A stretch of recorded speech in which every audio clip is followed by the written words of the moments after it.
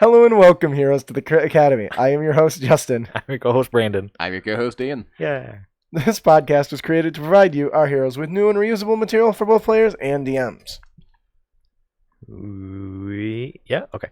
We hope to inspire you with creative content that you can bring with you on your next adventure. Our show may not be suitable for young children, but neither is our D&D games. Hehe. Our D&D game. Craps given is 0. I know. It's so bad now, we're just like, fuck it. It is written right, though, so... Our show is brought to you by our generous Patreon donors. Patreon, if you do not know, Patreon is a membership platform for creators to build relationships with their most loyal of fans known as patrons. It's a tier-based reward system that allows you to support your favorite creators for as little as $1 a month. In exchange, you are offered exclusive content based on the tier you select. Please head on over to patreon.com/critacademy, and if you think our show, our 4 episodes a month, our 4 hour-and-a-half episodes a month is worth $1 a month, feel free to throw a little change our way. All that stuff, money goes into help improving the show and buying content off of DM's Guild for us to review. if I can't get it to be sent to me. More like an hour and a half episode plus another hour of BS. Yeah, you're not wrong.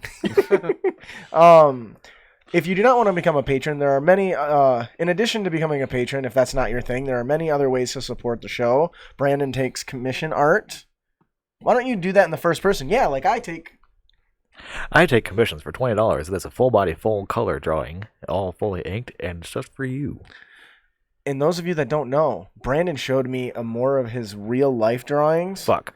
And I just want to say, It's good stuff. it's, as much as I like your anime drawing, the quality and the quality between the two is like night and day difference, man. Did you know that, right? Yes, I do know. Oh, okay. I think you think you're talented. Yeah, and I don't say that very often to people. But he showed me this picture and it was just gorgeous and it totally blew me away, and I was like, why isn't all your art like that? But there's other ways you can help us too. I mean, we have affiliate links to other products that you can purchase. We get a cut, and we also have t-shirts. Yes, get a t-shirt. One of our patrons just recently purchased one. He looked like a sexy stud. Ain't that right, Steven? It's that. Yeah, I'm calling out to you, buddy. What? Yeah, it looks like that, kind of. And there's a variety. Like, you can get something like this. If you like us that much, buy a wall scroll. Look at this bad boy. Isn't that freaking sexy? Who wouldn't want that hanging up in there? We need to get, like, cartoon versions of us. Like, as a wall scroll. Just fucking smiling down at people. He's thinking I hate you all. I kind of out of my agenda. Huh? My to-do list for drawings, yeah. Oh, yeah. Well, you're the one that brought that up. Anyways, so yeah, definitely check out all those. At the very least, give us a like and a share and tell a friend about the show. All that publicity helps a lot. Helps spread the word of Crit Academy. So thanks for joining us today here at Crit Academy Studio, where everything's made up and your roles don't matter. That's right. Your roles are like going out into the wilderness without your survival guiding gear. Like a Boy Scout. Yes, you definitely should put it up right next to that Cowboy Bebop wall scroll, which gives you 10 cool points. Before we move into the big stuff, I want to take this opportunity to let you guys know that we will be having a live show for episode 100 on some we'll be having a live episode. Okay. God damn it! Yeah, I got this. That's fine, I promise. So before we get into everything, I just want to let everyone know, for episode 100, we will be doing a live show for everyone. Everyone will be able to watch, not just patrons. Everyone! It'll be Sunday, November 18th at 7 p.m. Eastern. Will it still be EDT? When do we change back? That happens like spring, right? Well, it's still Eastern time, so... Yeah, it's still considered Eastern time. Okay. So on Sunday, November 18th at 7 p.m. Eastern time. Definitely come check us out if you've wanted to see the unprofessionalism and kind of the stuff that gets cut. We hope to deliver a live show, interact with us, talk to us a little bit, distract us more, all that jazz. Will we actually be more professional than usual? No. I'm gonna try, but it'll fall apart pretty quickly, I'm sure. I'm not saying it's a high bar to hurdle over, but Yeah, we'll see. There's a few things I've got planned, and there's one thing I really want to happen, but that's a secret until it's confirmed. So, anyways, so yes, definitely come and join us for episode 100, the public live show. You get the feeling of what it is to be a patron for a day. hooked on the feeling. That our show is not suitable for young children, so if you are going to watch live, put some headphones on. Not safe for work. Shit. So before we get Point proven. Before we get the show started, we'd like to start the show off on a really high note. If you don't know, every episode we give away fat loots. We give away 3 adventures, compliments of our cool sponsors. First one coming to us from Goblinstone. Ian. Excuse me. Yes. Ian, can you tell us who our winner today is? Our winner is CAD M0214.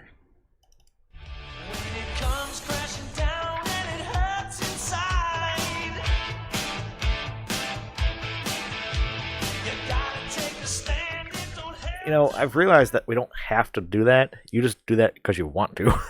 I know. Yeah. It's something that only they get to see. I Half of them don't want to see that. I considered painting like my big belly and my tits like those big guys at the football games and just shaking everything. And then I decided I would have to clean it off afterwards, and that would just be terrible. Yeah, you could like put the logo right here on the chest, and every time you bounce up and down, it looks like the hat's winking. Come and sit on my lap, and I'll tell you which couch you belong to. The same with the swing hat for all the wrong reasons. Wow. Oh shit! Oh my god! I gotta. That's bad.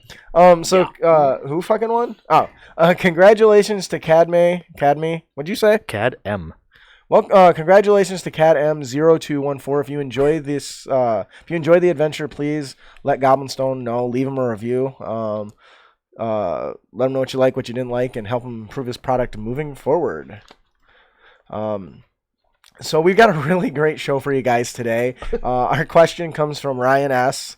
I think this actually came from somebody. Yes, comes from listener Ryan S. This was actually just submitted this past week at some point, and I think I hope I responded. I think I responded to it already.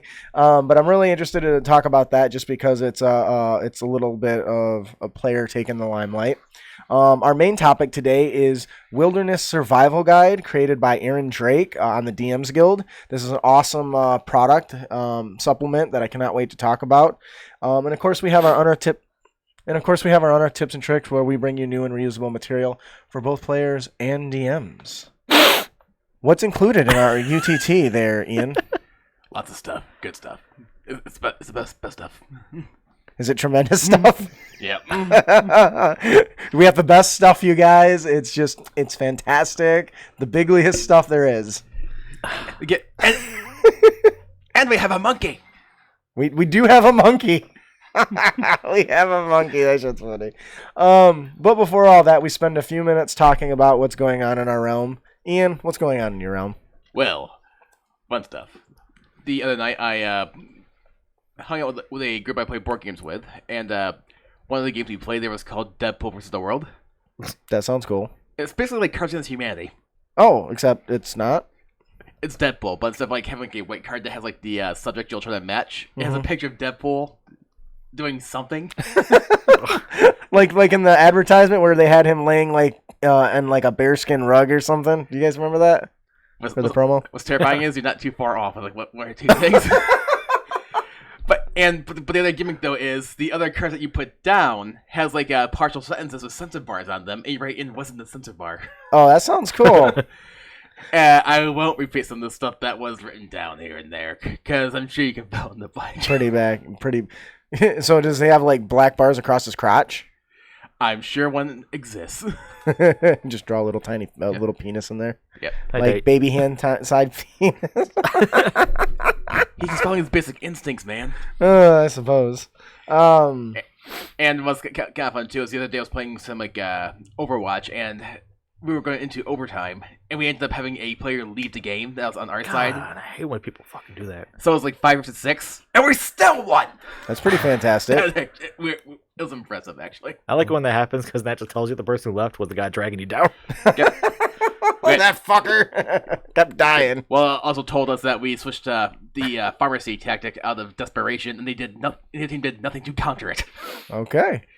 Brandon was going in your realms. Oh, not too much, actually. I've been sick the last few days. The wife poisoned me. I thought we agreed we were going to talk about something very specific today. He's getting there. Talking about the game? Yeah. Yeah, I'm getting to that. Well, get to it quick. Fine, continue. Such a cock. Continue with your poison knuckles. Poison knuckles. No, the wife accidentally food poisoned me, so I've been out of work for the last 3 days. It wasn't an accident. I got that. I'll get to the game in a second. But we're sorting through Robin's clothes because he's getting bigger, right? Mm-hmm. And I grab a onesie out of his box and I go, ew! And I throw it into the donation bin. And she's like, what? What is it? And I pulled this out. Property of Spartans. He's pulling up a Spartans onesie. Do we want to burn that when we're done here? Oh, you have no idea. Because when I got here, I went up to your front window and I saw Alicia and I waved and I went, and I showed it to her and she just glared at me. I was like, I'm guessing you're U of M fans. Honestly, my wife is a huge fan. Her sister's a huge fan. I don't give a shit.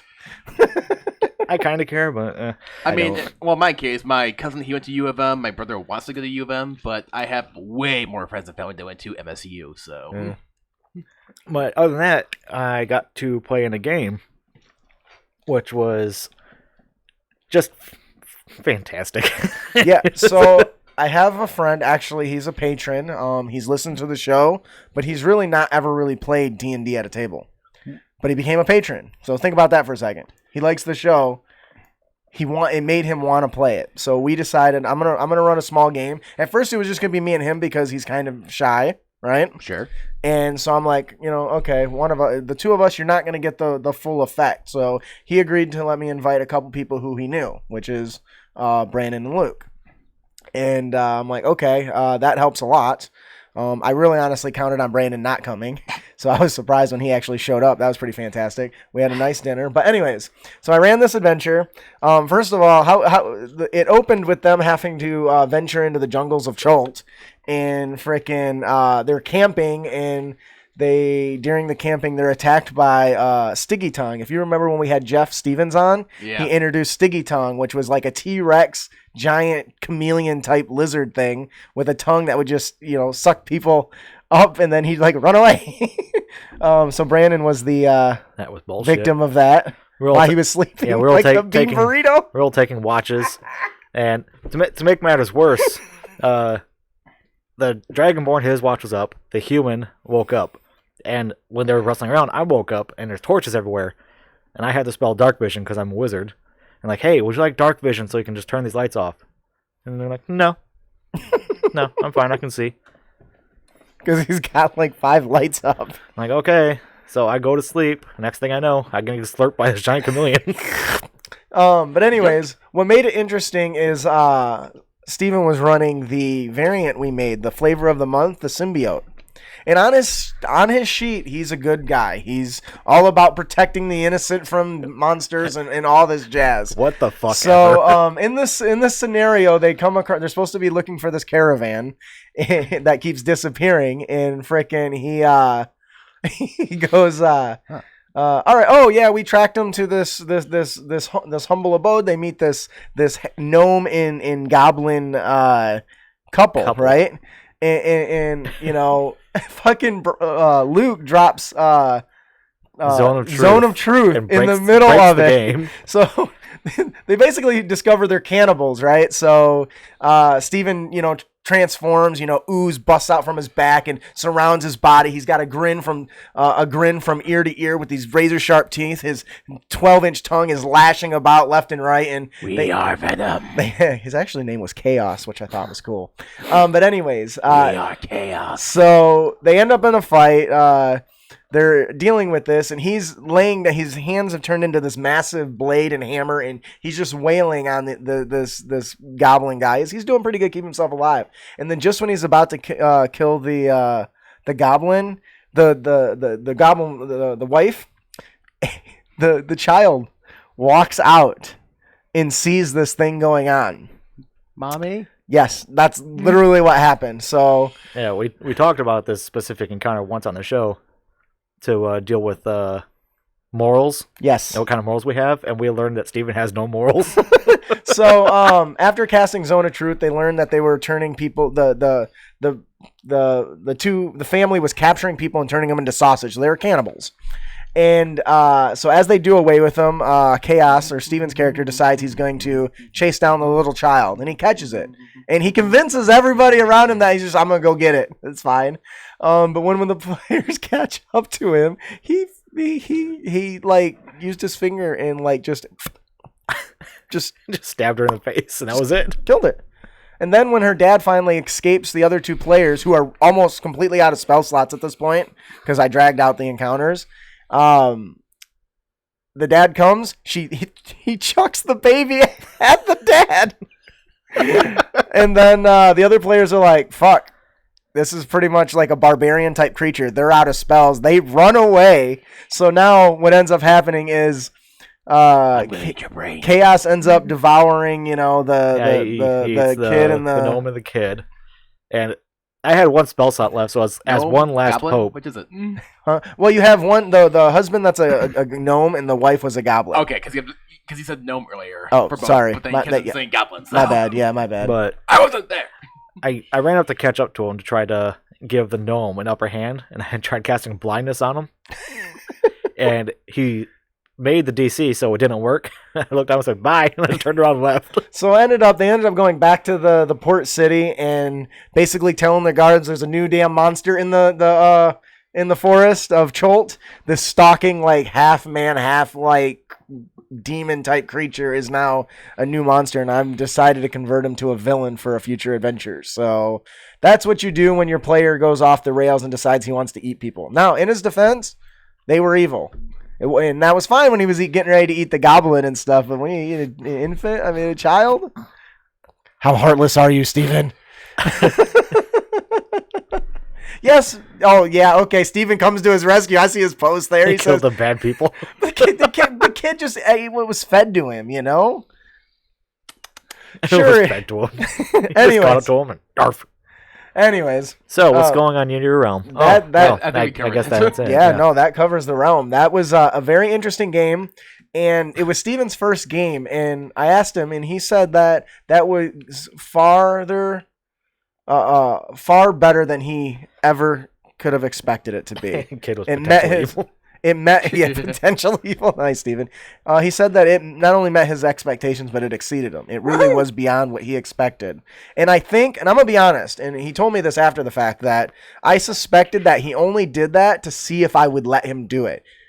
Is it really a game of choice, or was I going to funnel him into this, no, you can't do that? So I opted not to. So Chaos will become a villain in some of my adventures when we run through Cholt. I think it would be awesome. Chaos. Yes. So I think that'll do it for In the Realm. Brandon, if they'd like to visit other realms, how can they do so? They can go to our website at critacademy.com. There we'll have a link to Audible where you can get a 30-day free trial plus a free book when you join.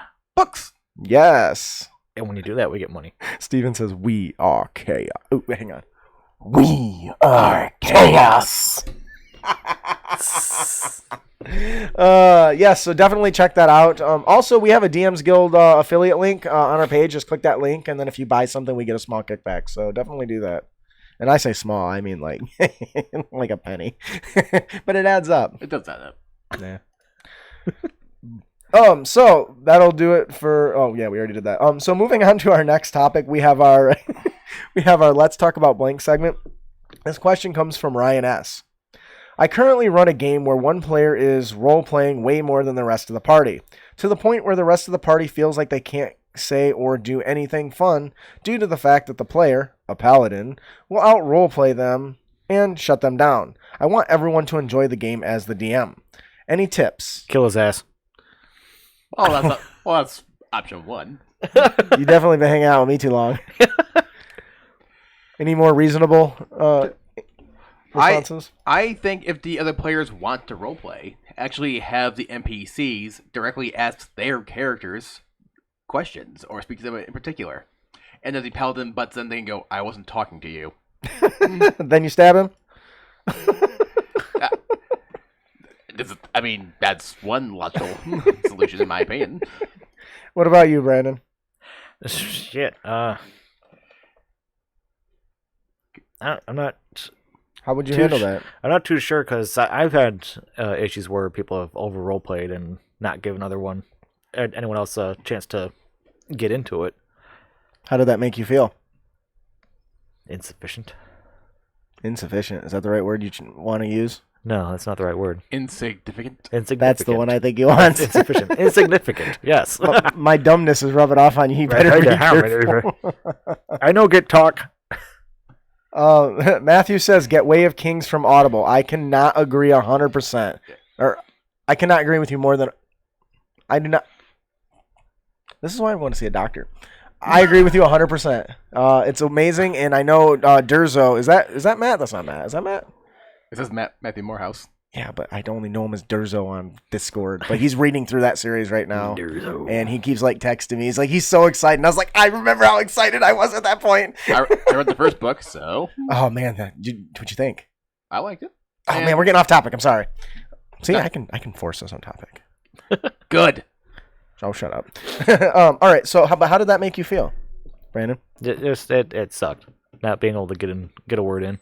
Okay, so now one player role-playing more than other players does not necessarily anything inherently bad in itself because some players are more inclined to do it than others. Yes, and the first response that I gave to Ryan, and if you're listening, Ryan, is as the DM to pull that player aside and let him know how they feel and how it's going on, because that player may just be so engaged they don't realize they're doing it, first of all. But like I said, though, give the other characters or players an opportunity to do it. Like I said, directly ask their character questions in game. Fuck you, Dane. What does it say? Ian needs to sit between Justin and Brandon as the end to break the dumb bond they seem to have. We have a link with each other, apparently. But then I get sucked between the two of them. Yeah, which is worse for him, because then his IQ comes down. So some of the players the player may not know they're doing that, first of all. And some players don't like the roleplay. Yeah, but if you talk, as the DM is, if you're talking to the player, and this is the problem that you're having, because it sounds like the players brought this to the DM. Yeah, okay. So the first thing I would do is talk to the player and say, hey, could you do me a favor, and when you're doing your role play, turn to the other players and just ask them, hey, Brandon, what do you think about, this? I think we should do this. What do you think? You're going to let me speak? I say we should kill them all. Okay. That's the joke. That is a terrible joke. Oh. Because then you're making the problem worse if you turn and say that to the player who's blocking you out. It's like, I was trying to be helpful, dick. Anyways, so if you encourage the over role player, I guess, I don't know, I'm gonna say over role play, the person who is shining the light on them, give them an opportunity and encourage them to pass the torch to another player. It's really simple to do. If, hey, I think we should do this. What do you think? It's three words. Or encourage other players to speak up. I have an idea. That's another way to do it. Or you could use the Lord of the Flies method and give a person a baton, right? Are you reading my page? No. Why? Literally, it says passing the RP baton, so to speak. What the fuck? Go ahead, though. I just thought you just read right off my page. I'm like, take grabbing a baton and giving it to someone else so they can roleplay, and when they have the baton, everyone else gets to shut the hell up. The other thing that I think, by having that person pass the proverbial baton by just saying, "Hey, what do you think?"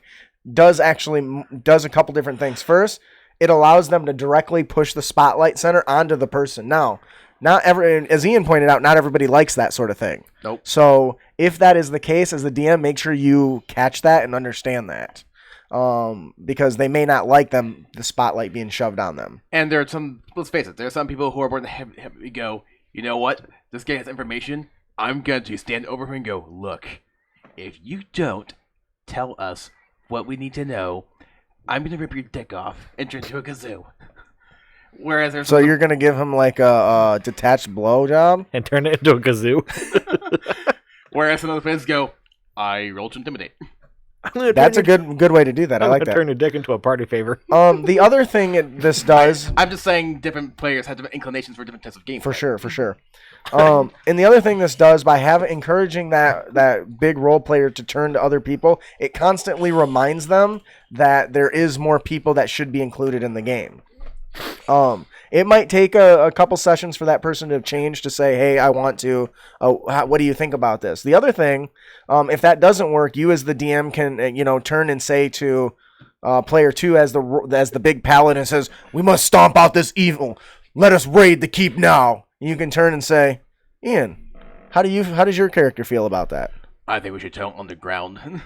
Tunnel underground. and then take him by surprise by popping out the well. It might take a month or two, but they'll never see it coming. Or you can just cast a shaper spell. Fair enough, Tater. Fair enough. Or you can say, player 3, how do you respond to what he just said? So as the DM, you can push the players into the role play, and they just say, okay, well, they had their opportunity. If they don't say much, that's on them. But you can shine the light just as much as the other players can. But if you can encourage the other player, the big role player, to do it, it'll build additional role play.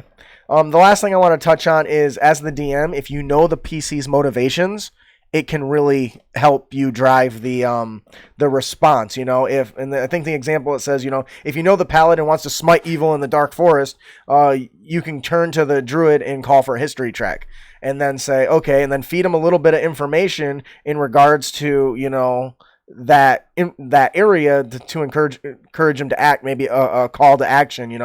Like the paladin wants to go smite evil, but you do a history check and you recall hearing about this big giant swamp beast that lives in this, and that will be a call to action to that particular character for that time. It's a hippo.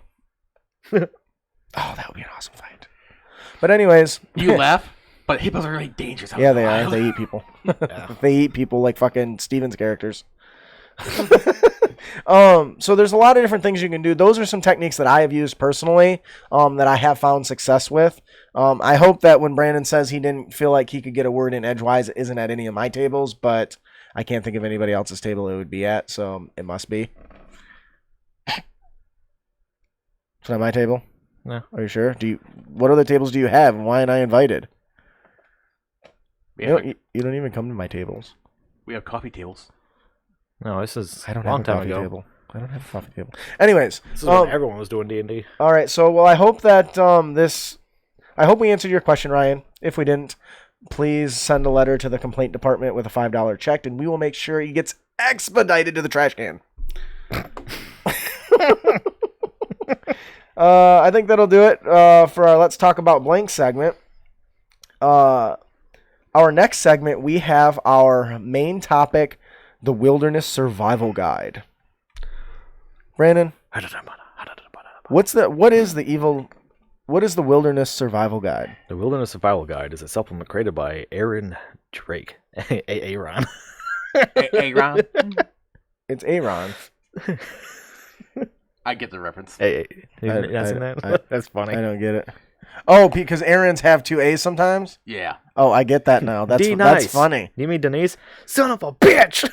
So one of the players at my church when I run it on Wednesdays goes, "Yeah, I want my character name to be Deborah." I'm like Deborah, like a girl. He's like, "Yeah." I'm like, "Okay, that's cool." And he's a tiefling, and I was like, "Wouldn't like Deborah be like a better, more intimidating tiefling name?" He's like, "No, I'm Deborah." That's a DBZ character. It is. That's where I got it from, but Yeah. I just thought it was funny. Anyways, so exactly, Brandon, what is the Wilderness Survival Guide? I saved the caravan. Steven did in fact save the caravan people. He found the cave and released them, and I'm pretty sure that Chaos was just going to hunt them, because who doesn't like food? It's much more challenging when you have to hunt it. Is that true, Steven? What if one of those guys in there just like stabs somebody? He's like, oh, you fucked up. Time to eat your head. Sorry, that's you. The Wilderness Survival Guide is a supplement created by Aaron Drake. Contains a wonderful collection of extra rules for harvesting creatures, collecting minerals, and a simple alchemy system for brewing potions and bombs, and even equipment for surviving the wilderness. Bombs away! Steven says they're innocent. Prove it. Maybe they did something wrong and that's why they were captured. Yes, so this is a really exciting supplement. You can actually find out. There's a link in our show notes, or you can go to DM's Guild and type in the search bar and find it. It actually is a free PDF. Ooh. It is a pay what you want. They recommend $5, and it is worth every bit of that. And so if you like it and you go through it and you use it, definitely chuck them a few extra dollars, because you can pay after the fact if you feel like you got your money's out of it. There's a lot of us that use it. So what makes this resource so interesting? Well, Brandon kind of touched on it a little bit. The collecting of materials is something I think we've touched on a little bit on the show before, whether it's harvesting like Gorgon eyes or something along that way, finding a way to use these rare components from monsters. But there's really not a system super well built in. This really takes that and refines upon it and gives you more rules for it. It definitely gives you a framework to work with. Yes. I gotta get a drink. Give me a second. Not to mention, crafting and collecting materials is pretty much every game nowadays. And it's nice to be included in D&D. And most definitely, a lot of video games these days, especially survival type games, that seems to be a very popular genre these days. Like, you saw that in Rust, you saw it in The Forest, and I'm sure I'm missing a few other survival type games online, like 7 Days to Die. It's Monster Hunter's a big one. Oh, Where yeah. a lot of that is like that. And I'm playing Horizon Zero Dawn does it too. Yep. So 7 Days to Die is annoying. You gotta get lucky on some of those. Yeah. So speaking of which, the first big part of the book, or the first big part of the supplement is collecting materials. So, you can collect materials during your travels, which are used to craft new equipment, create alchemic concoctions and gemstones. And to get new materials, you really need to expend the whole process without being interrupted. So if like combat starts or some event like that, it can really kind of mess you up. In the supplement, they've categorized it in 3 different categories. There's creatures, there's creatures, minerals, and others, and plants and herbs. And you'll see that those kind of fit a very particular theme. And I think he did a good job narrowing it down to just those 3 kind of basic categories, which is pretty good. So the most obvious thing is getting it from creatures, right? That's the thing that everyone's going to really get the most out of this, I think, because and I think we've talked about it briefly. When you find a creature that we know has something that's magical about it, every player traditionally tries to be like, oh, I want to get its eye, if it's like a Gorgon or something like that turns people to stone with its gaze. I'm going to turn that giant snake's fangs into a dagger.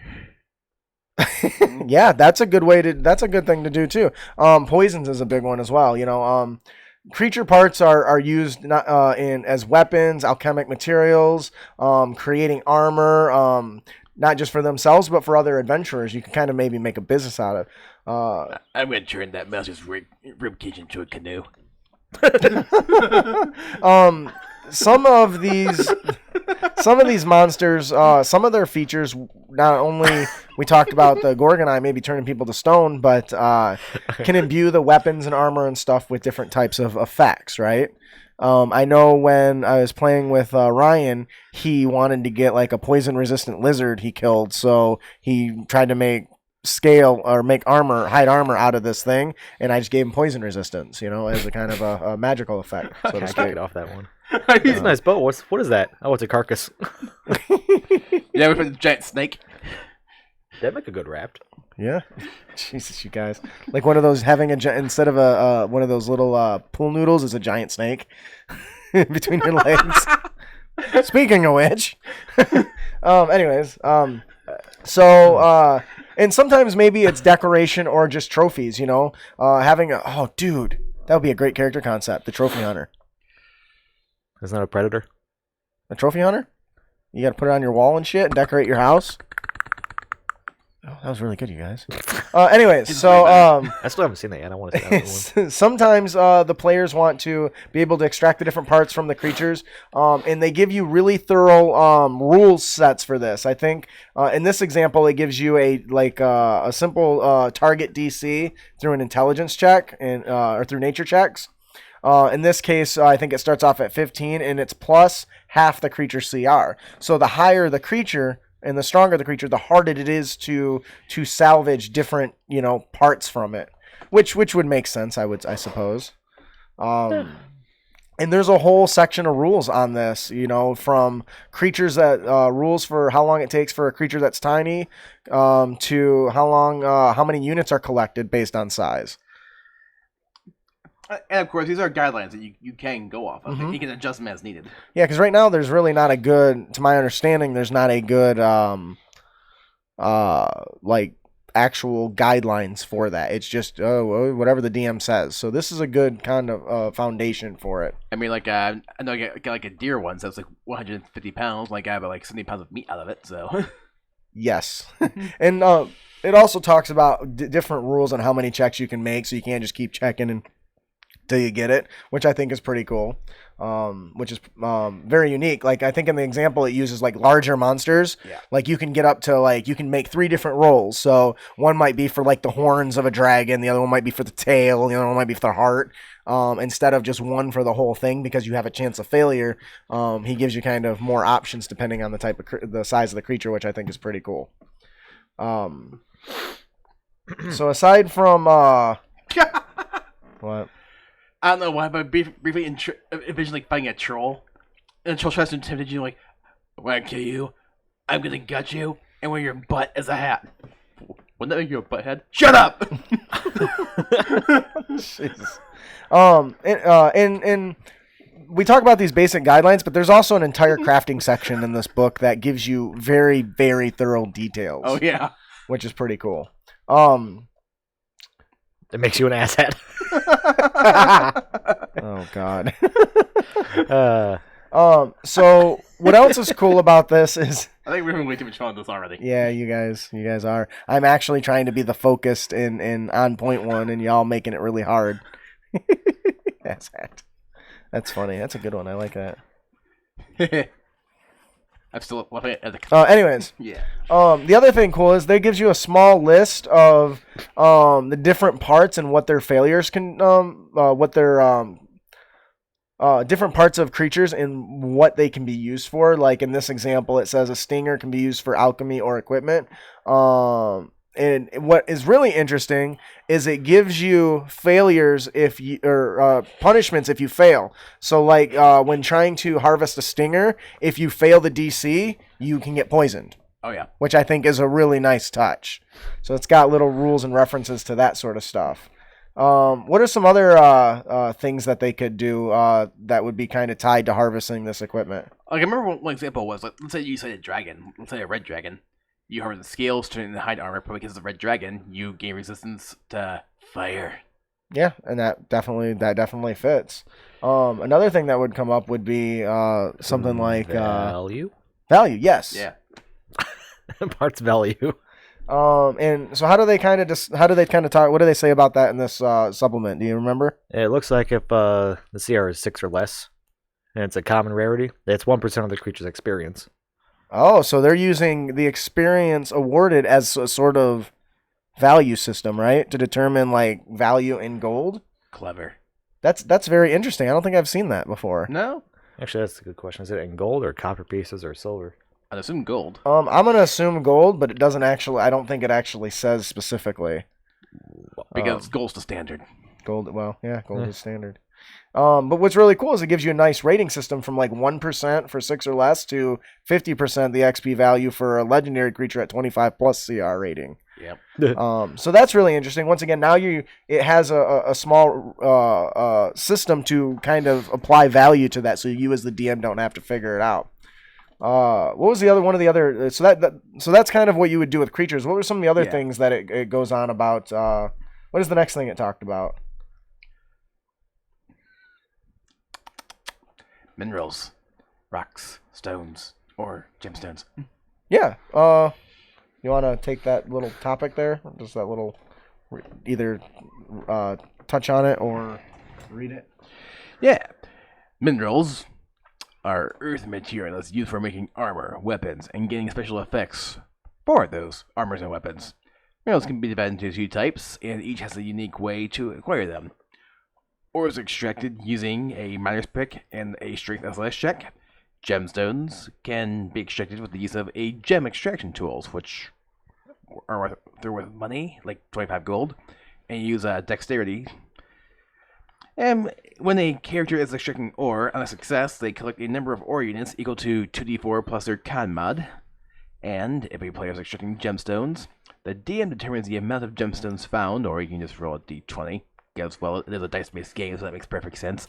Right. So this is really cool, and they give you a small table to kind of identify how many items you would find. Yep. Which is really nice. So this is really good if you've got the character who has the tools for mining and wants to be a like a blacksmith or who's the people a jeweler or even maybe an armor smith, right? It gives you kind of a good framework to go by with that. Armor. That says it sounds like Minecraft and D&D. Or Minecraft is D&D in the digital world. It's good stuff. And then That's a diamond. the other thing that that they talk about are the non-mineral materials, right? We got wood, we got stone, we got coral. You can craft all that crap into weapons and armor. Yeah, and as the DM, it's got good guidelines, but see if you can find and leverage what would be a benefit of wearing that. You know, you mentioned the red scale for the dragon. That one makes sense, but what kind of benefit would something out of coral do, if anything at all? You can grow it. Ooh. That's interesting. Like it starts off like as maybe it's equivalent of like a breastplate piece of armor, like a half breastplate. Yeah. And then after like a year, it expands into like you make full plate out of it as it's like little parts are expanding and growing. You gotta water yourself, water your armor. Is that how coral works? I don't know. I'm sure somebody who's a science person is gonna be all send me an angry email. Well, more like creatures grow on the skeleton of their offspring. They die, and their offspring grow on them. Yes, I was thinking about that. Am I too. wrong? What's that? No, you're not. Is that? What did he say? You got to always start with that because not everyone knows what he said.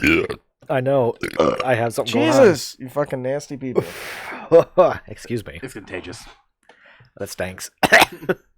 It smells like tortillas. Sam says, like I can imagine one of my players saying, "I want to spend a day mining ore for gemstones." The other saying, "Come on, guys, we need to deal with the dungeon." So of course, I think the more players there are, the more difficult this might become. Right, or it can just be something you allow them to do in their downtime. That's normally what I would do with something like this. Yeah. Because there isn't specific rules. Fucking Tate. Better to burp and taste it than fart and waste it. Oh my god. Oh god. Hugs of doom. Oh my god. Brandon scattered us out of the room yesterday. Holy shit. I thought he shit himself. It was so bad. Oh my god, I was gagging. It's that poison meat you're eating. I went to go shower, took my box off, there's a hole in the back. Sounds like he violated the Geneva Convention. Yeah, he poisoned everything. It was bad. It was terrible. Biological warfare. So yeah, there's a lot of other things besides bad. There's a lot of other things besides just mining iron and ore and stuff like that. Definitely, I think if I'm not mistaken, in correct me if I'm wrong, in the D&D world, there's something like ironwood or steelwood or where it's hard as iron or whatever. So there are different things you can do, and as the DM, you want to try to make sure you include those little. Okay, if they want to craft with this, what can I do? It grows on trees. I've done in the past, and I'm not saying you have to do this or you want to do this, but I've applied benefits to crafting, the similar as the +1, +2, and +3 magical items, right? Like if a player handcrafted a set of plate, I would make it a +1 set of plate because it took a goddamn year for the person to make it. You know? Yeah, because that is how it is raw in the player's handbook for some strange reason. Yeah, it takes a long time. But anyway. I think another good time would be during long rests. Like they're out camping, they're doing a long rest, and somebody says, "Oh, I want to do some mining for gemstones." You cut their long rest to a short rest because they're doing their thing. Yeah. Sam says if the players don't know the mechanics exist, and then they won't get distracted by it. I think you think that as a distraction. To me, that's another level of the game because some people, that's what's fun to them. That's why people play games like Monster Hunter, because they love collecting, crafting, and forming their own piece of equipment. Dude, where'd you get the armor? Build it. Yeah. And now I'm not saying you have to spend hours of playtime. If somebody wants to make a check to go fucking find something, give them a quick roll and be done with it, and describe how their character's off doing that. You know, when you get the players that want to split up, that's a good time to do it. You're going to harvest some wood in the area. All right, give me a check. Move on to the next person. It takes about 30 seconds. Yeah.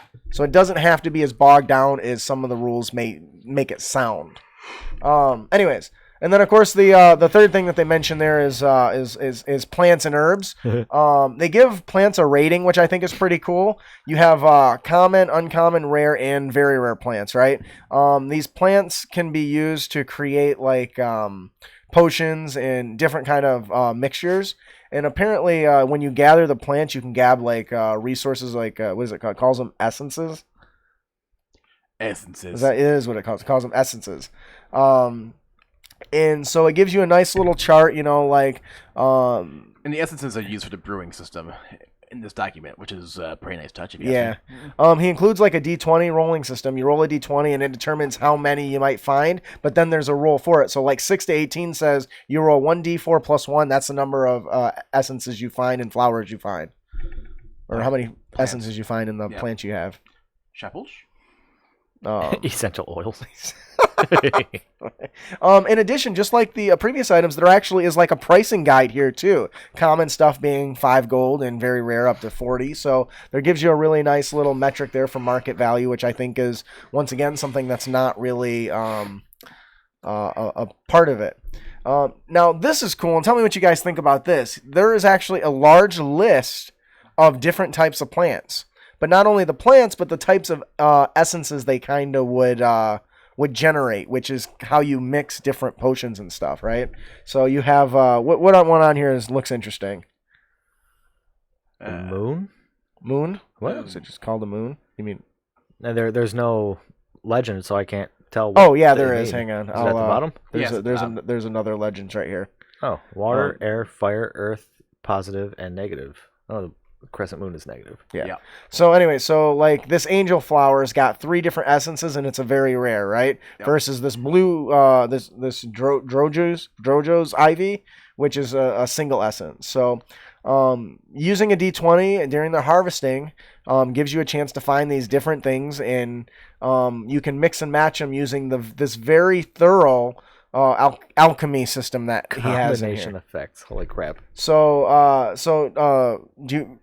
Brandon, do you want to tell us a little bit about this? Well, is there any other comments on this? What do you guys think about the different? I like how it's split up into separate biomes. Different terrain, yeah. Yeah, caves, mountains, plains, deserts, swamps, forests. What else was there? Yeah, there's a lot. There's you already said swamps. Arctic, lakes, rivers, and ocean. Yeah, so there's a collection of these types of plants that they would find in that area, right? I put my castle on a swamp.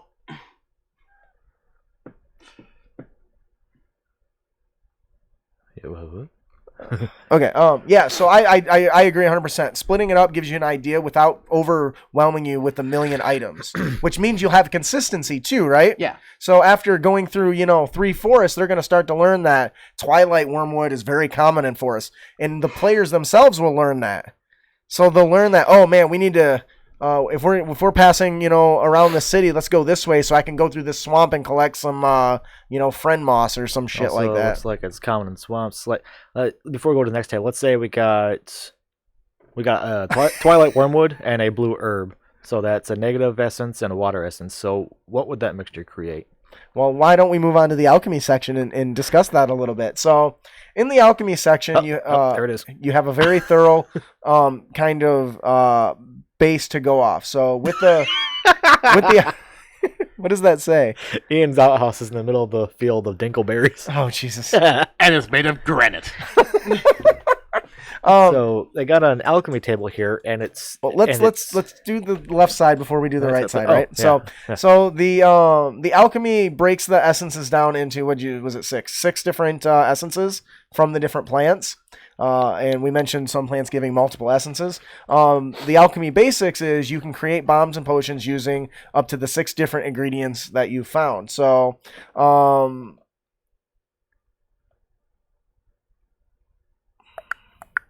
it mentions some different things that you need, like you have to combine different mixtures.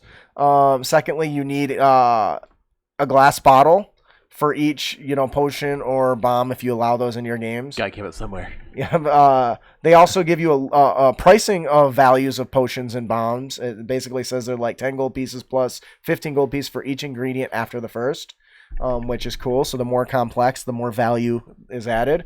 It also includes a check that is needed when crafting, I think. Nope, that's wrong. It gives you the specs on the bomb throwing, which I think is right out of the DMG, if I'm not mistaken. Bombs It's like away! 2060. That was a really good kobold. I like that. It was a kobold? Goblin. I don't know. Anyway, so it gives you like a target DC that basically says that which is important for hitting stuff. But this is the big part you want to get to, right? The creating the mixture. So after kind of determining the number of ingredients and the value of those mixtures, you can start the process of actually crafting, right? You've decided what you're going to make and what is the process that goes into it. A character distributes the essences and chooses the effects for the bomb or potion at the beginning of the creation process. So you mentioned a sample earlier on, Brandon. Which one was it? It was the wormwood and blue herb. Wormwood was a negative essence, and the blue herb was water. Which is this one right here. So what does that effect combination create? So water plus negative essence deals 1d4 poison damage on contact, and the creature must make a con saving throw. On a failed save, the creature is poisoned for 1 minute. Sucker. So this is essentially something to poison your blades with, right? Yeah. Or throw it. Or throw it. Yeah, I think that could work too.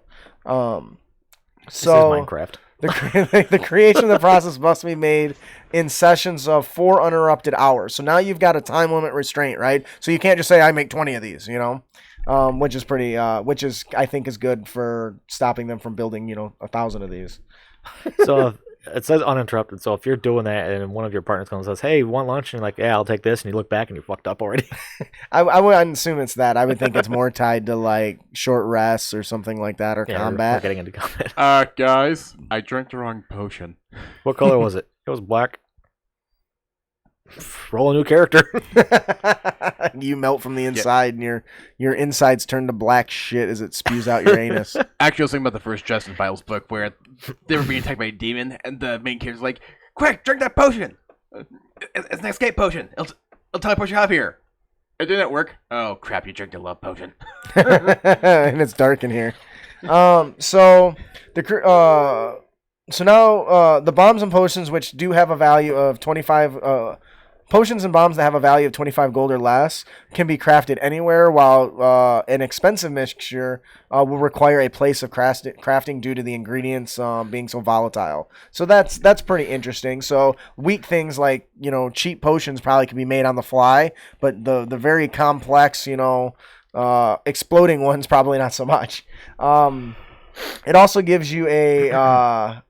At the end of the last session, the character must make an intelligence check, adding the proficiency bonus, and using the proficiency bonus if they are proficient with the alchemy supplies. The DC is 6 plus twice the number of ingredients used. Wow. Neat. So once again, the more complex you make it, the harder it is to succeed. So that's pretty cool.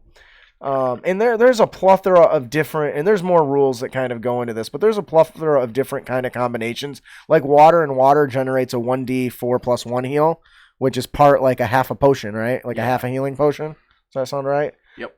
You get this. What is this? Water and fire. What does that create? Fog. Oh, that's cool. So that kind of makes sense, right? There's a 15-foot sphere blocking the vision for 1d4 turns. Okay, so smoke bomb. Yep. That's pretty cool. What is this moon and the I wind? wonder if you can mix and match this stuff. Well, you like can. like making a smoke bomb mixed with the poison that you made. Now you make a poisonous smoke. It seems like you Cloud. can mix quite a few, but the more you do, the harder the DC gets. Yeah. So you can make a potion that is how about this? A combination of a healing potion and a smoke bomb. So you just like smoke bomb and blind your whole team to give you guys like concealment, Soldiers. and everyone breathe in the air. Oh, I feel great. like a stim pack or something, right? Give you kind of a temporary boost. Yeah.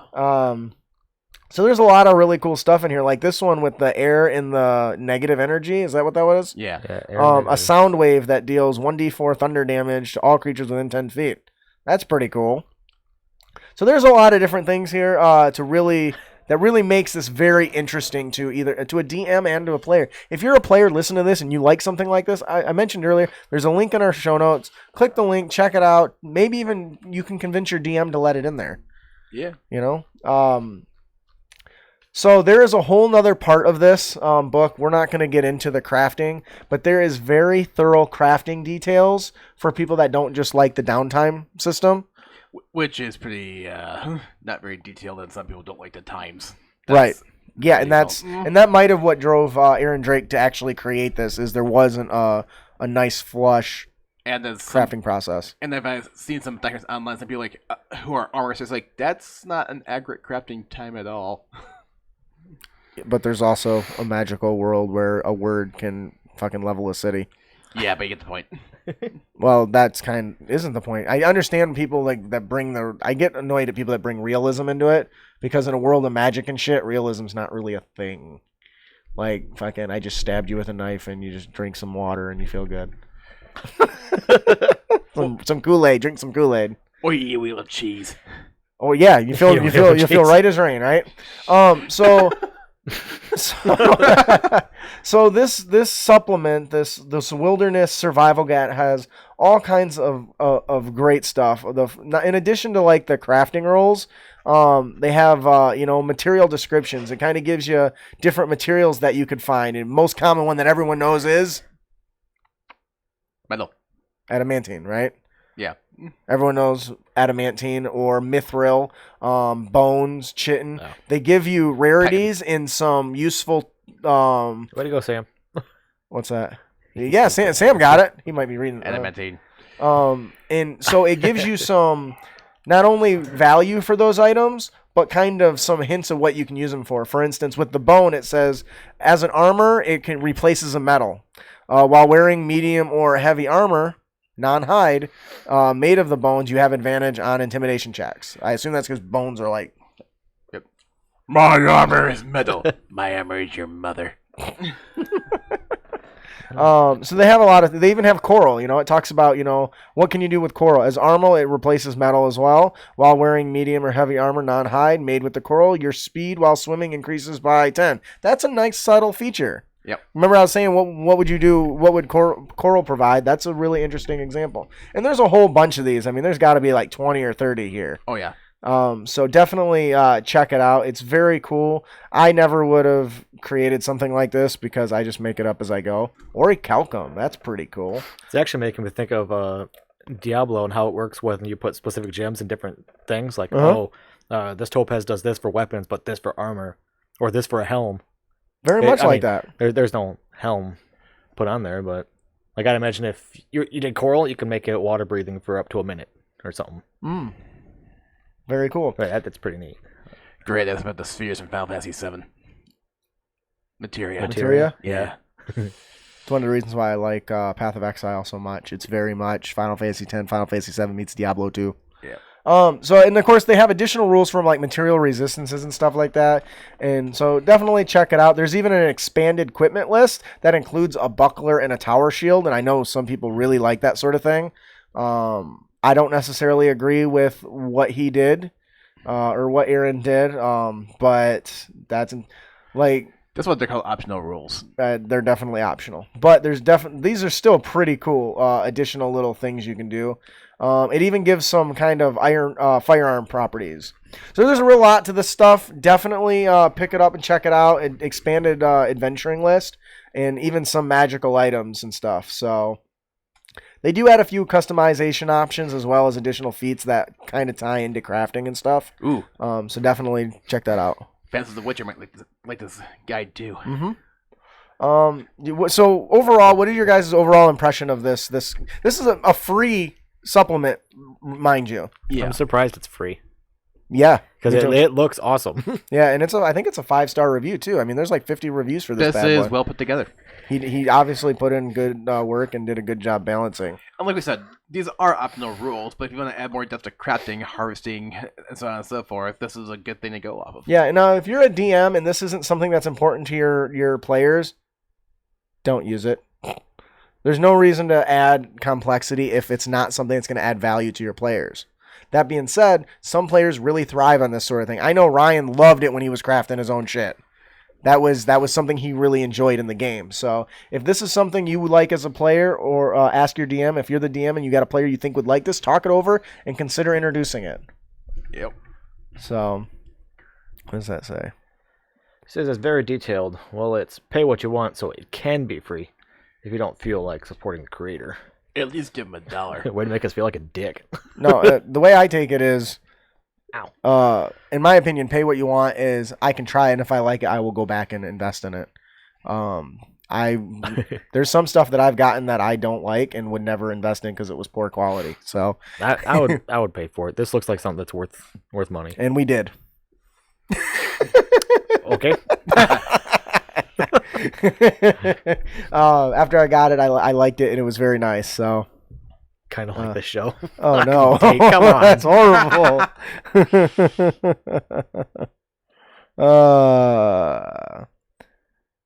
Yeah, it is a lot to read and it is kind of complex, but once you actually read it, it's not really all that bad. No. All right, so aside for that, I think that'll do it for our main topic today.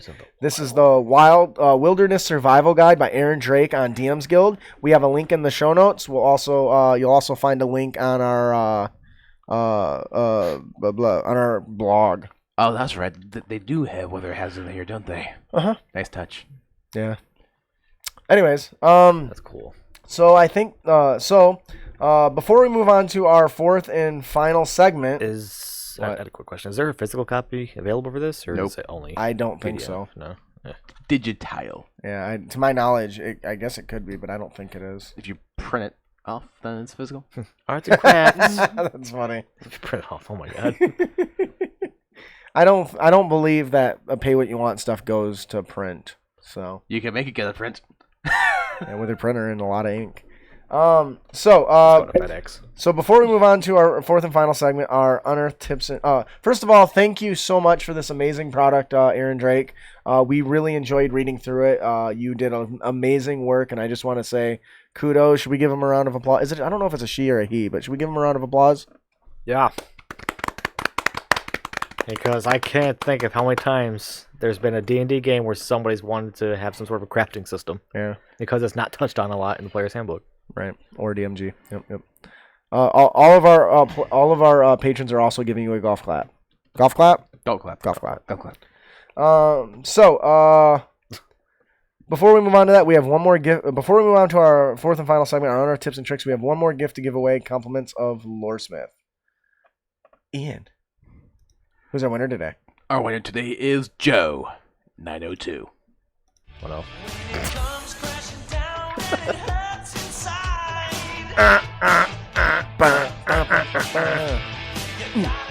I feel sexy when this song comes on. Does anybody else feel sexy when this song comes on? I Yeah, feel brother. ridiculous. Yeah, whatever. Ridiculous. Congratulations, Joe902. If you enjoy the adventure, please let Loresmith know. Leave him a review. Let him know what you like, what you didn't like, and help him improve his product moving forward. Stop fucking talking. Loresmith. Why? Horsefish? Joe90210. If you enjoy this adventure, Please let Loresmith know. Leave him a review. Let him know what you like, what you didn't like. Help him improve his product moving forward. They keep adding one on to the end. It's just 902. I know it is. Yeah. Tate says, Justin, you give sexy a new meaning. Hey, listen, bearded one. If I want, I almost said something I would have regretted. What is it? Do you remember that? What is it? If I want lip from you, I'll unzip my pants. Horror. Oh my god. One day I'm gonna say the wrong thing and offend somebody. If I wanted to come back, I would have wiped it from your lip. Wow. Oh I've never heard that. You know, that was a Harry Potter meme, by the way. That's where I got that from. Oh, really? What? That's when Harry Oh my God. Harry said something to Malfoy, and Malfoy said the exact same thing back. And he said, if I wanted my own comeback, I would have wiped it from your lip. Wow. That's awesome. I love that. I have no words. Shit. You want me to take my dick out of your mouth? Oh my god, we can never. How can we do this show live to a bunch of people? What? Did someone just message you that? What? Can I take my dick out of your mouth? No, he said I don't have no words. I'm not gonna take it out. Oh. I kid. Anyone who does it doggy style is cool with me. What the fuck? All right, where are we at? All right, so moving on to our fourth and final segment, we have our what? Our Unearthed tips and tricks, where we give you new and creative content for you to bring with you on your next adventure. I do it to myself. I spent my whole childhood doing it to myself. I'm married. I don't have to do it to myself anymore. What is he talking about? I don't know, but the way you said that makes it sound like you could put your own dick in your mouth. Who's saying I can't? Okay. And this is why we have editing. Yeah, it's true. We do. We have to. It's not gay, it's masturbation. It's okay to masturbate. Okay, back on topic. Yeah. So, Ian, would you like to tell us our character concept today? Our character concept comes from Camden, which comes from a friend of his, Luke. I can't pronounce his last name, so not even Ocean Arrow. Ocean Arrow. It comes from his friend Luke Ocean Arrow. The concept is monkeying around. My friend played a one-shot where he was a highly intelligent monkey who was gifted with intelligence by a mad wizard. The monkey hates the crippling weight of reality his intelligence lets him feel and longs for the blissful stupidity of being a normal monkey. He's on a mission to find the mad wizard and bring him to justice for his monkey suffering. What the fuck? I'm 95% sure he got inspired by Futurama on this one. Oh, yeah? Because there was still an episode where they gave a monkey extreme intelligence and became depressed. I now understand the world, and that sucks, and I now hate myself. What was that Jim's name? So, now some Gunter. people might Gunther, say... yeah. I looked I it know what up. you're talking about. I looked it up. I read it. I'm like, wait a second. But this is, but it's still a fun concept. Yeah, I love this. So, it was stupid. It became smart, and it realized it was better off being ignorant. I'm like, that's hilarious. And now it's seeking out the either seeking out the bastard who created him, like the return to slay his master, or maybe he's just seeking somebody to fix it. You know what I mean? Good news. So for some of you that might be thinking, there's not a monkey race. There is now. There's nothing saying you couldn't use like a Goliath stat block and just reflavor it, or no. Or no, well, I guess a monkey would be small, wouldn't it? I was thinking like a gorilla. Like Gorilla George. Or a halfling. Anyways, but if that is too hard for you to wrap your hands around, Ooh, goblin. there is... Oh, I like that. That would work. That might work really well. And speaking of goblin, if that's too far-fetched for you, you can actually go to DM's Guild and pick up Monstrous Races, and... the creator has made every... Let me see who made this so I can give him credit. I got the link right here. I bet you're all wondering why I have a banana in my ear.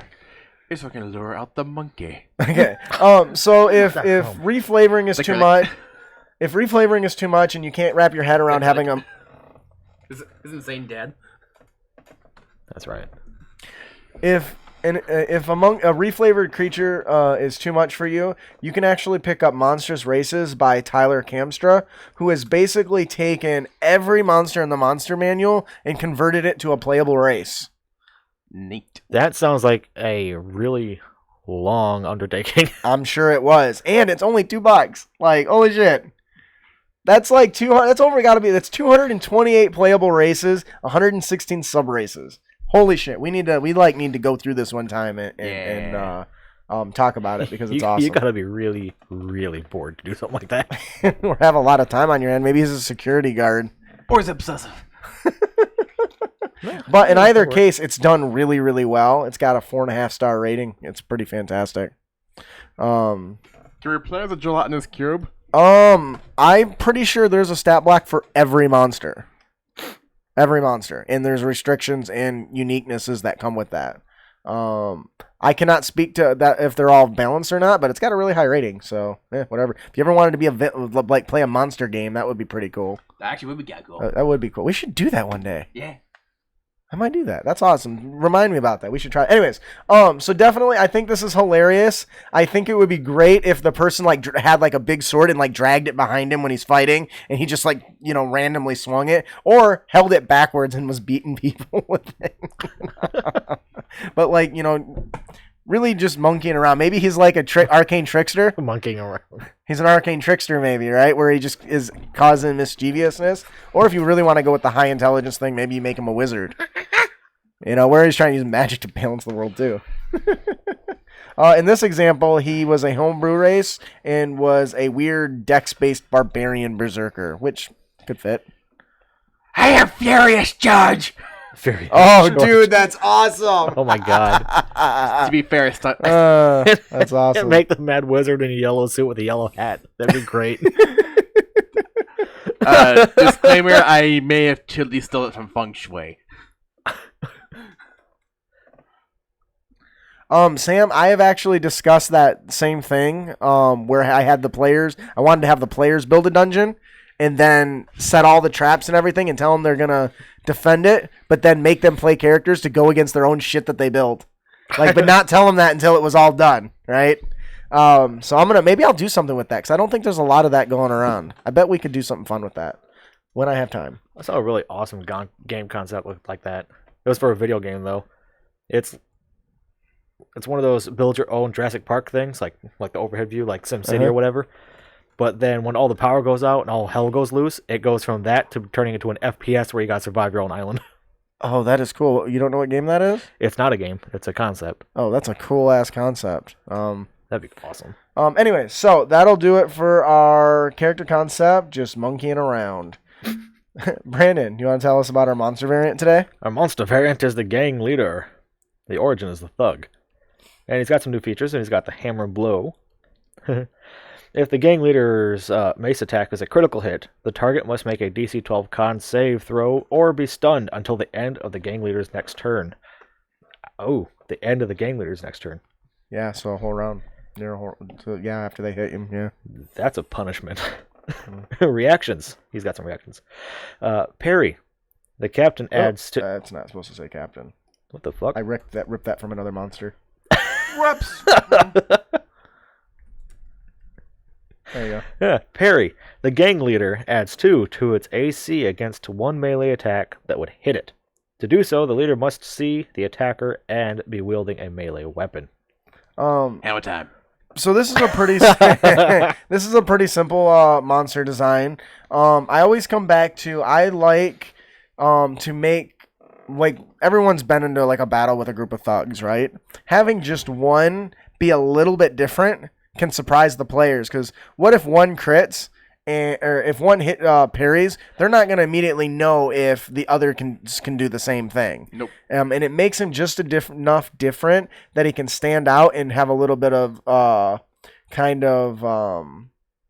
surprising, excuse the pun, have an interesting impact when it does succeed. Now, a crit is a very low chance thing to do, but when it does happen, stunning a target can really be a very punishing effect, right? Yeah, Sam says, I'm just imagining some level 1 or level 2 fighter tank who gets a crit against him and fails his save. Brutal. It is, but once again, it's a very small percentage chance that can happen. Yeah. Because not only does he have to crit, the victim also has to fail the saving throw, and it's only a 10, so it's very minimal risk. But it would be interesting because it gives enough. It makes that character stand out a little bit more and makes him a little bit better, and then the reaction can give him a little bit of survivability, which is sometimes missing from some of these sort of these monsters. You guys have anything to add to this? Nope. No. It's cool. It's true. It's very heavy, as they would say. So that'll do it for our monster variant, the Gang Leader. Our encounter of the podcast comes from patron Gabe K. Thank you, Gabe. Again. Again. Well, I don't know if you remember, but like a year ago, he sent me this massive list of like 10 or He did. of each one, and I just haven't got to them all because I didn't want everything to be from him. So Yeah. I've been just peppering them in when I run out of ideas. Thanks for being half the show. Yeah. So today's encounter is the Wax Congregation. I was gonna see if I could try to imitate him, but I can't. He's just too smooth for me. The players are traveling through an old temple or museum. They find lifelike statues made of wax adorning the halls. Eventually, they begin to hear the preachings of an aged priest echoing through the halls. And when the party finds its source, they see a preacher standing in front of a dozen wooden pews. But sitting in the pews are lifeless wax statues, just like the rest of the museum. However, if the party disrupts the service, then the preacher gets angry and commands his congregation to attack. It is then revealed that the wax statues aren't completely wax. They're corpses that have been covered in wax, sculpted to resemble people. And with the instructions of the priest, or should I say, the necromancer, the wax statues come to life and attack. For added bonus, the wax zombies take extra damage from fire, but hitting them with fire damage ignites the wax, which makes them move faster because less wax slowing them down, and now they deal fire damage whenever they attack. Give them a good hug. That's awesome. Jeez. Oh my god. That's fun. See you later, Tate. Happy Halloween. Bye, Keep being Tate. awesome. We miss you. So what do you guys think of this? I think it sounds like a fun idea. I think that would be terrifying. Kind of You would fits just- you the just theme of walking. Halloween, too. Yeah, but you were just walking and being like, sir, excuse me, we have a question. Rise! And they'll just stand up and like, I just had a question! What is the, when they, all of you, pass the collection plate, and then they all chase after the players trying to collect their gold. God, that's funny. Or better yet, they all start chasing him and asking him to volunteer to do stuff in the sanctuary. We need a tech guy. We have a sound system. Oh my that doesn't work god. right. I really think this is a really cool idea. I think that it's a good opportunity because maybe this wax museum thing is something that the area is known for and is like an attraction. And turns out this priest is doing some sketchy shit on the side, and the players find out. But since it's been a wax museum forever, they're not gonna think that the damn shit's gonna come to life and attack them. I love the little bit with the melting wax and the flammable, turning them into candles, pretty much like walking undead candles. Mm-hmm. I think this is That a great would. encounter. Is there anything you would do to enhance this? It's pretty solid as is. That's a real cop out answer. It's great the way it is. Let's fucking move on. Make it more difficult. Thanks for clearing that And up. the concept of like, there's not a lot of lighting, so there's candles everywhere. Therefore, making a chance of them bursting into flame. a lot Oh, higher. like if you like knock them into a candle, they light up. Yeah. Oh, that's cool. I like that. Samuel mentions ice spells and stuff to slow them down. Yeah, that could be pretty cool. Could be really a chilling experience, to be honest.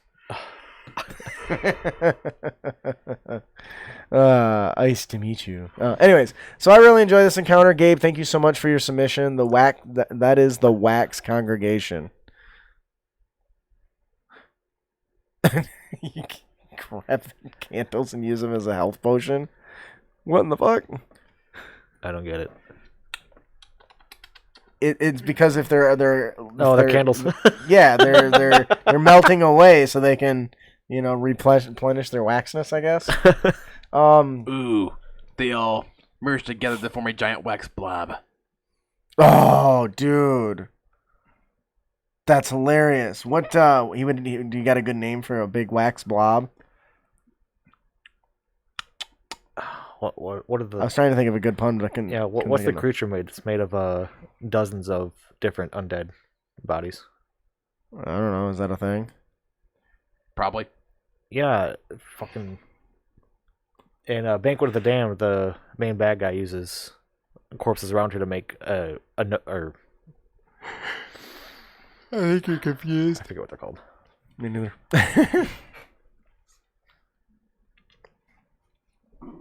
Okay. So that'll do it for our Encounter the Podcast. Thank you, Gabe, for your submission. It's awesome. The Wax Congregation. Ian, what is our magic item?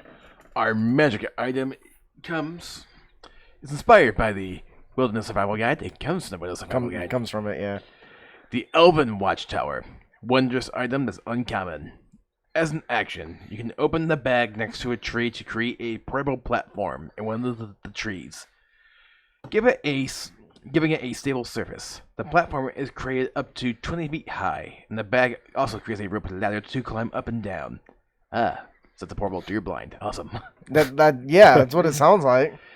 The surface has space for one medium-sized creature, and when the creature uses its action to close the bag, the ladder and the platform disappears until the bag's open again. So I think this is hilarious because it doesn't appear to have a duration. It's just till you open and close the bag, it seems. Yeah. Yeah, that's place for a long rest. And I think it's really good for like a watchtower because, people like Brandon, who we talked about earlier, who got he was wrapped all in his nice bedroll like a damn, giant sticky tongue burrito, probably would be less likely to be attacked if he was hiding out in a goddamn blind and hanging in a tree, this watchtower thing. I think it's also great for spying too, right? Like if you need to do long time, stealth reconnaissance, you just pack it up and take it with you like a tent, like a pop tent. Yep. Yeah, it reminds me of how I was playing like an elf archer one game, and he always camped out in trees. Why was up there? Well, we get attacked by wolves middle of the night. I'm up here. And you're down there. I think this is also cool because I think this could be good portable ambushing, right? Yep. Like in defense. I mean, if somebody can hide in a tower and is in the trees, they can pretty much have 3/4 cover while they're shooting you, or they can pop out, shoot you, and then hide behind and have full cover all the time. But surprise, you have to worry about what's in the trees. Oh, jeez. I think this is a really cool thing, a really cool little toy here.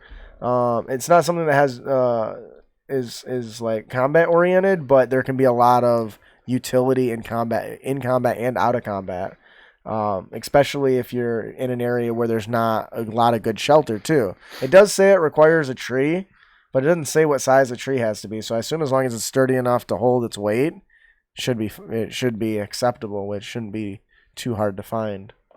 Yes, that makes a good point too. One of the woods players usually just say, we set up camp. Never do they try to get off the ground or make any effort to defend themselves. I do. I was going to say, do you ever attack them while they're on the ground? So I wonder how many times people just go, okay, I'm going to set up a fire and we're going to chill. And it turns out there's an anaconda like 60 feet away. Yeah. That's literally what happened to you guys. Remember when we first started, I had them give a survival roll. And that survival roll determined if you camped in a good spot or not. So there you go. Reminds me of the Boy Scouts when we were camping out. And went camp out in trees? No, we just camped on top of a hill, there's a swamp, and there was a highway off in the distance. But then we heard this low constant noise, so we're like, what the heck is that? Well, it sounds like a car on the highway. Yeah, but if it was a car that would be fading in and out constantly. And then we were deliberating what it was for 10 minutes. My person's like, we are next to a swamp. That could be a cloud of a huge swarm of mosquitoes. Oh no. Long pause. I'm not joking. Yeah. That sounds Sam, about right. maybe you should consider tossing stuff at him that's too big for him, like fucking sticky tongue. Or too small. Sticky tongue. Like a mosquito swarm. Yeah. Like I totally expected Sticky Tongue to get away with Brandon's character in its maw, and because he basically was ate him pissed. and swallowed him and ran. That would have been the second wizard that got eaten I've made. You did really. I was really impressed by your use of your wizard, by the way. I didn't say that to you. Kudos to you. You did some pretty cool stuff. Really cool tool. I think it's awesome. I think that you can get a lot of use out of it. Definitely check it out. That is from the Wilderness Survival Guide. And I just realized it says guild there. Must be an auto type correct from my phone. Guild. Our Dungeon Master tip also comes from Gabe. Brandon, do you want to tell us about our Dungeon Master tip today? Yes. The Dungeon Master tip today is play out the afterlife. When a player character dies, most people either shrug and start making a new character, or that player sits out until the party can resurrect them, at which point they pop right back into the game. Sometimes to deal with the consequences of having been dead. Maybe not. Like punishments and stuff, I assume? Yeah. Resurrection sickness, bitch. I'm alive! But why not play out what the character experienced after death? Not only could this lead to some serious weight... I need glasses. Not only could this lead to some serious weight to being resurrected, if the character experienced a demon-filled hellscape before they were raised. Maybe they'll change their ways, or perhaps they were in absolute paradise and they don't want to come back. But it could also be a great send-off for a character who isn't going to be raised. Oh, dude. Which we've seen some really cool people. Yeah. Or cool deaths of just selflessness that was really neat. Mm-hmm. Imagine if a character died heroically in battle. Oh, look at that. And rather than just have the player roll up a new character, he got to roleplay the character being escorted into Valhalla to sit and drink with his deity, who commended him for his valiant work while he was alive. It'll make character death feel more like a fitting part of the story rather than just a nuisance that everyone wants to move past. Gabe, dude, I agree 100%, boss.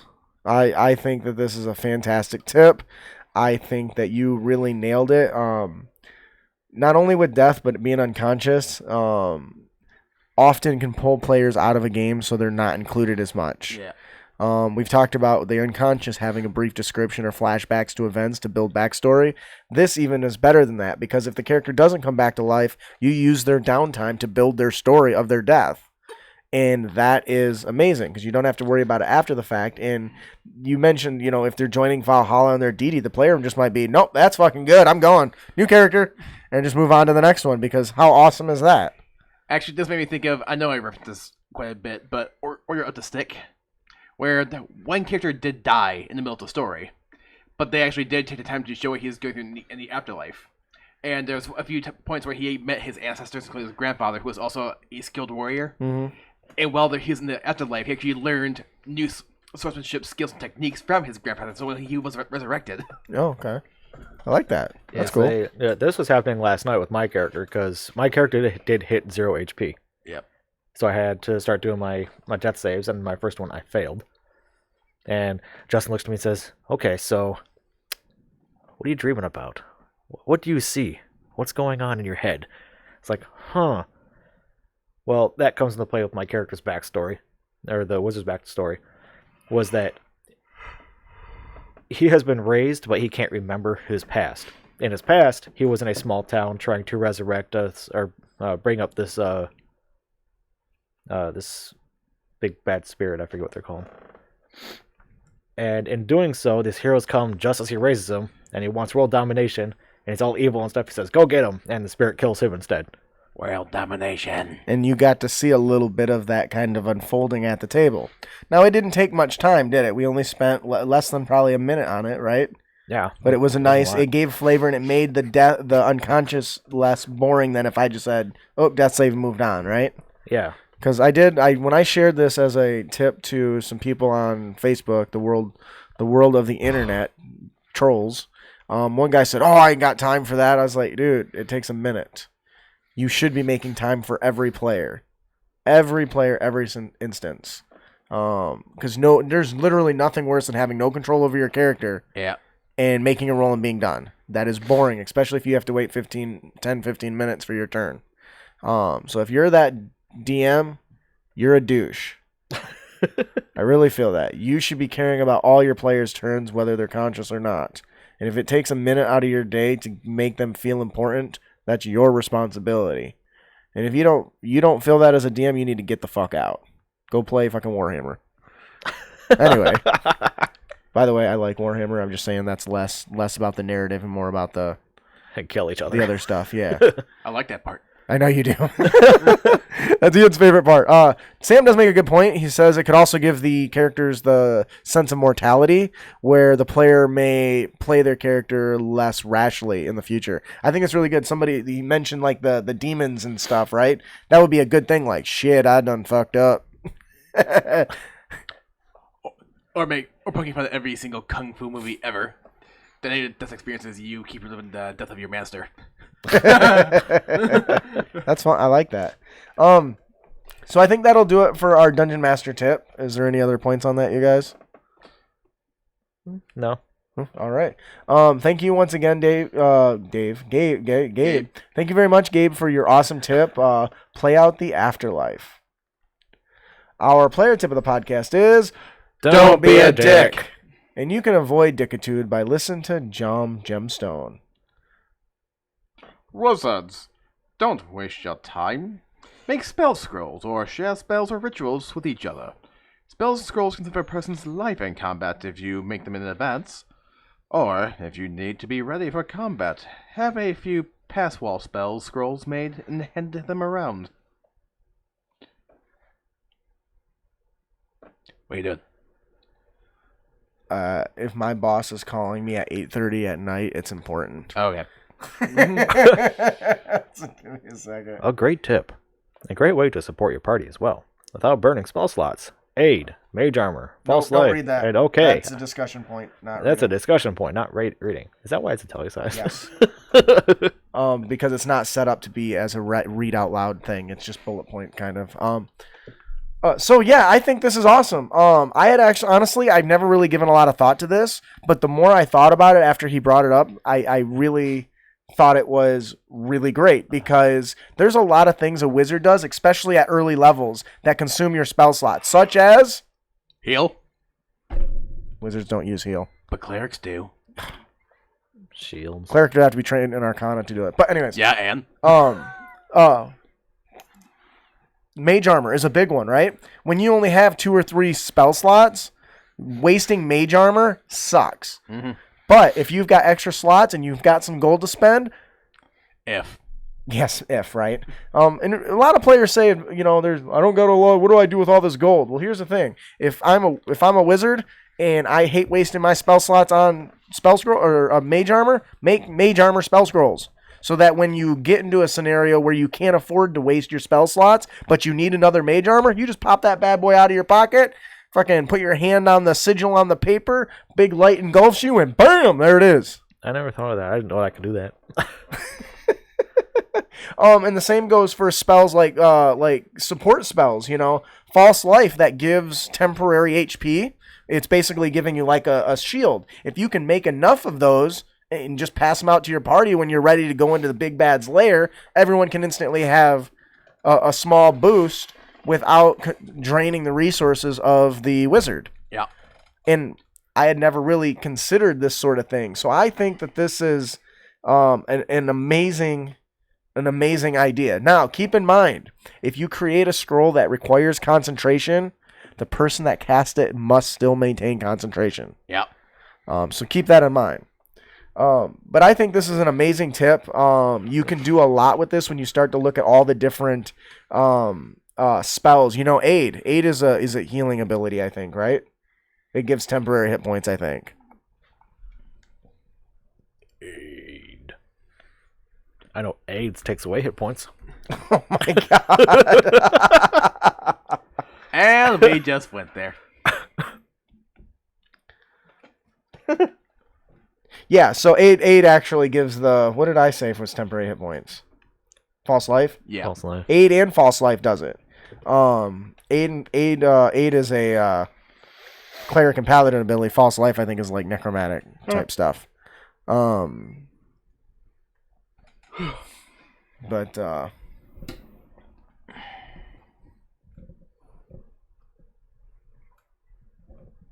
okay. But yes, I think this is really great. Mind you, you cannot make cantrip. I don't think you can make cantrip. Wait, no. Any spell you do put into a spell slot is cast at its lowest level, I think. Yeah. So keep that in mind. So stuff you can't just like buff a spell full of, to my understanding, unless I'm mistaken.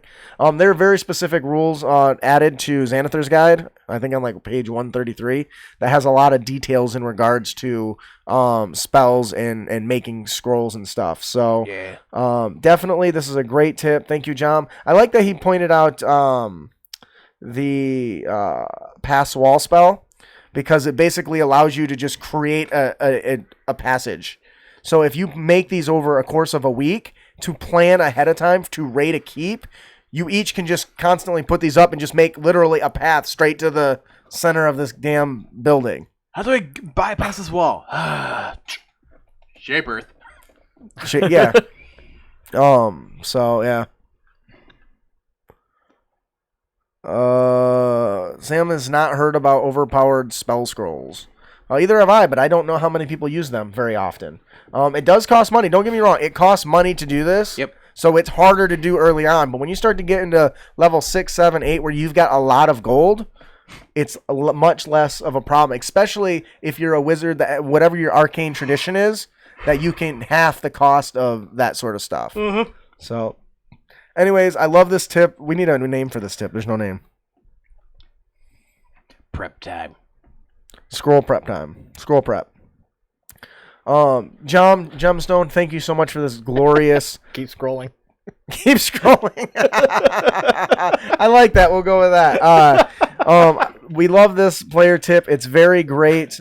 Definitely, if you are a player who uses scrolls to great to great benefit, please let us know in what creative ways you've used scrolls, and how you've gotten the most out of them. So, I think that'll do it for our player tip of the podcast.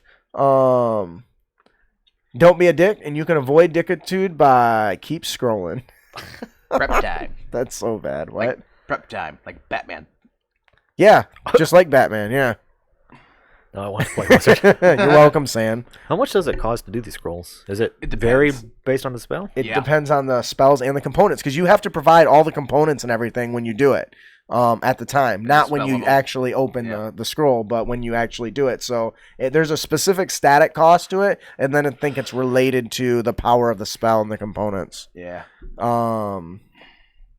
But when you've got all the time in the world to prep for something, and this is where it becomes a big deal. If players put in the time to prep and say, you know what, we're going to spend, 2 weeks making fucking scrolls of wall passing, and they're just going to walk right into the big bad's den, well, they're going to have to get like floor plan or something to know where to go. But I would totally be down with that. I think that would be a clever way to do it. And then as a DM, you could always screw them over by saying, "Oh, nothing you're doing is having an effect on the big bad because there's an item within the dungeon that helps you beat them."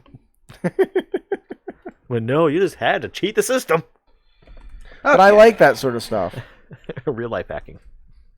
Anywho, Well, for like 1,000 gold, but it takes like 3 weeks. that adds up, Okay, so real kind of quick so we know.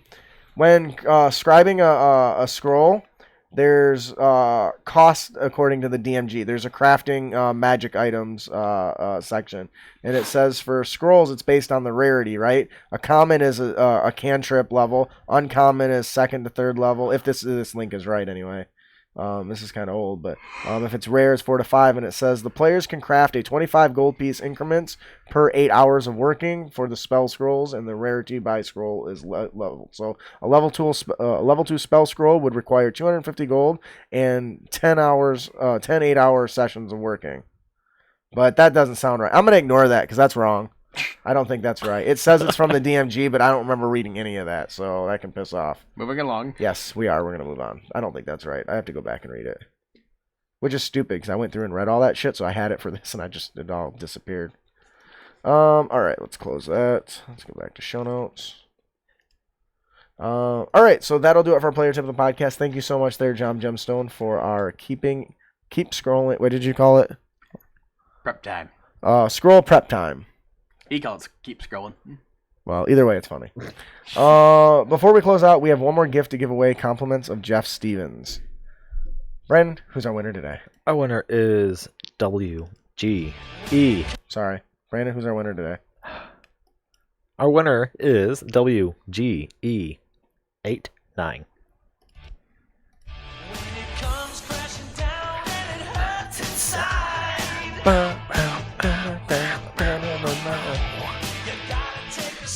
Yeah, that's why they call me Big Papa.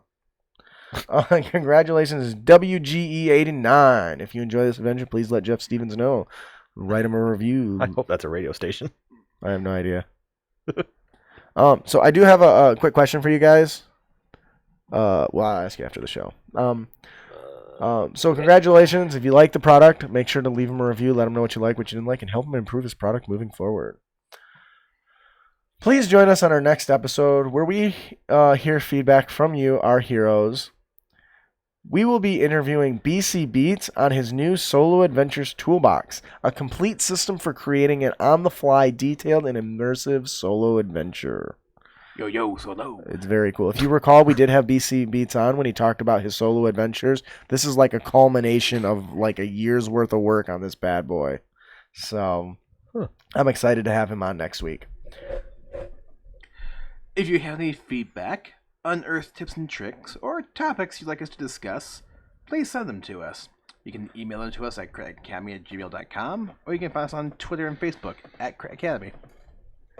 We hope you've enjoyed your experience here at the Crit Academy. If you did, you can help others find the show by leaving a hopefully 5-star review on iTunes or a platform of your choice, or just send us a message telling us how much you enjoy the show.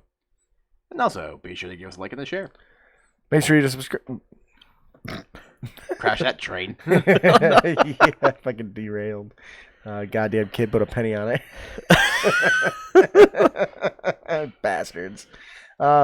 Make sure to subscribe to our show at critacademy.com so we can help you on your future adventures, as well as be entered to win cool prizes each and every week.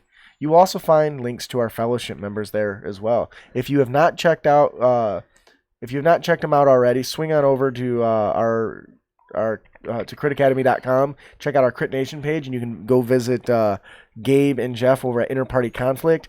Their show is awesome. They answer your questions and help bring you the best tabletop experience possible. Or you can head on over, or you can click the link over to D&D Character Lab. Those guys create amazing and very thorough and fleshed out characters each and every week, and argue their validity in against a predetermined criteria that they've made. This shit's amazing. Guys are on both podcasts are amazing. Swing on over, check them out, give them a listen. Yeah. There was something else I wanted to add. We also have a Facebook group called the Crit Nation Community. Join it, follow it. I'm posting shit in there all the time. Most of it's D&D and gaming related. Most of it's meant to be entertaining and fun and lighthearted. Because I kind of stopped using our main page for like memes and shit. Trying to be professional here. So definitely join that. Become a patron and join our Discord channel and watch us live. I am your host, Justin. I'm your co-host, Brandon. I'm your co-host, Ian. Thanks for listening. Keep your blades sharp and spells prepared, heroes. Hang on. Also, one more reminder, just like earlier, for our episode 100, we will be live on the 18th of November at 7 p.m. Eastern. So come and join us live. Watch for a link. We'll be posting it on all of our social media, so follow us to make sure you're up on the know. Neat. So, alrighty then. That's it. I think we're good. I think we're good. All right. Thank you guys for it Yes. will be live for everyone. Live to everyone. Everyone! It'll we did it for our 50 year or our 50 episode 50, I think, and we're going to do it again for our for our 100th. I have something special planned, but I won't know for sure for a few more a little while if it's going to be straight or not. So, Yeah. All right. Thank you guys very much. We will see you guys later. You guys all have a great one. May the force be with you. For me to poop on. That's not our phrase. Oh. Keep your blades sharp and hell. See you later.